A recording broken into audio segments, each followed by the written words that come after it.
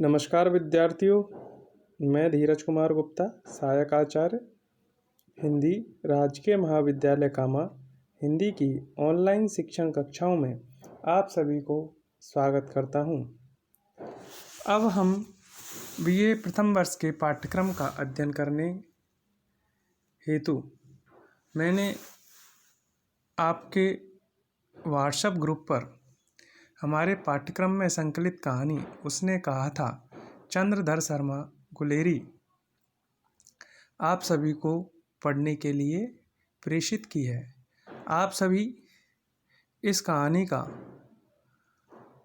अध्ययन करना, साथ ही साथ इस कहानी को समझने के लिए मैं आपको वीडियो के माध्यम से शिक्षण भी संदेश भी दे रहा हूँ। कहानी का प्रारंभ कुछ इस प्रकार है। कहानी पूर्व दीप्ति शैली में लिखी गई है। पूर्व दीप्ति शैली वह होती है जिसमें व्यक्ति पुरानी यादों को ताज़ा करता है। ऐसी ही स्थिति इस कहानी के अंदर भी है।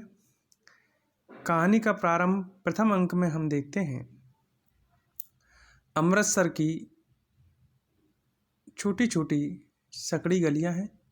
उन गलियों में इक्के यानी घोड़ा गाड़ी वाले जो लोग हैं वे घोड़ों के ऊपर चाबुक से वार करते हुए उन्हें इन गलियों से निकाल के लेके जाते हैं।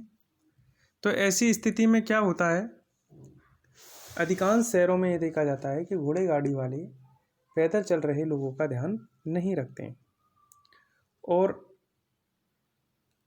कभी उनका पैर कुचल देते हैं, उन्हें भद्दी भद्दी गालियाँ देते हैं और एक खींच का सा वातावरण वो बना देते हैं। लेकिन इसके विपरीत अमृतसर के जो घोड़े गाड़ी वाले हैं वे बड़े ही प्रेम से रास्ते में से हटने के लिए बड़े ही सम्मान सूचक शब्दों का प्रयोग करते हैं। बचो खालसा जी, हटो भाई जी, ठहरना भाई, आने दो लाला जी, हटो बाछा।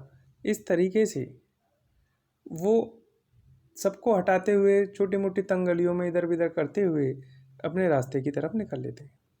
लेकिन जी और साहब बिना वो किसी को भी अन्य शब्दों से संबंधित नहीं करते। ऐसा नहीं है, कई बार उनकी भी जीप चलती है लेकिन वह जीप भी बड़ी प्यारी तरीके से चलाते हैं। देखिए कैसे, जैसे कोई बुढ़िया चुनौती देने के बावजूद भी रास्ते में से नहीं हटती है। क्योंकि यह कहानी अमृतसर की है, पंजाबी शब्दों का इसमें प्रयोग किया गया है। ऐसे बहुत सारे शब्द आपके सामने आएंगे तो उनका हिंदी अर्थ आप देखना, नहीं आए तो मुझसे समझने का प्रयत्न करना। नहीं हटती है बुढ़िया को जब चुनौती जाती है तो उसके लिए क्या कहते हैं, हट जा जिण जोगिए, हट जा कर्मा वालिए, हट जा पत्ता पारिए, बच जा लंबी उम्र वालिए।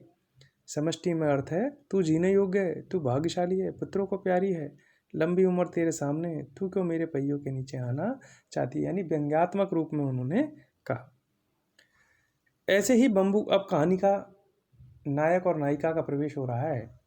ऐसे ही बम्बू काट वालों के बीच में एक बार एक लड़का और लड़की चौक की दुकान पर आ मिलते हैं। दोनों ही सिख हैं, सिखों जैसे उन्होंने कपड़े पहन रखे हैं।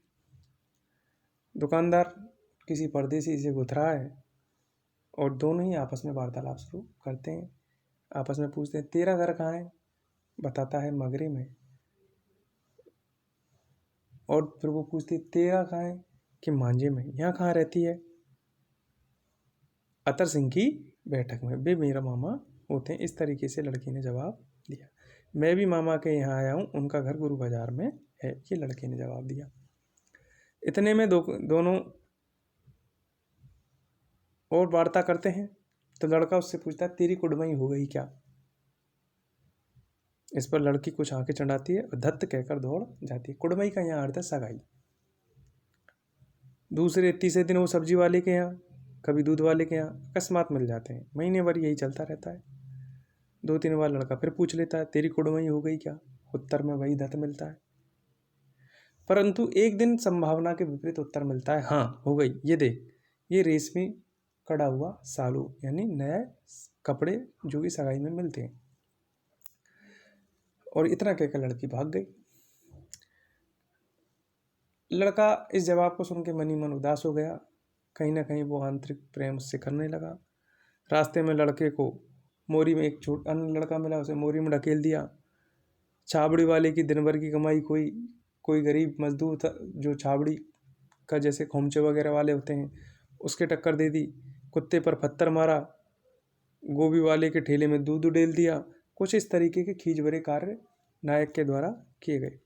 सामने नहाकर आती हुई वैष्णवी से टकराया और अंधी की उपाधि पाई। यहाँ पर ये लड़के और लड़कियां ही आगे चलकर कहानी में क्या बनेंगे, हमारे नायक और नायिका बनते हैं। आज के लिए इतना ही, आगे कल अध्ययन करेंगे। धन्यवाद।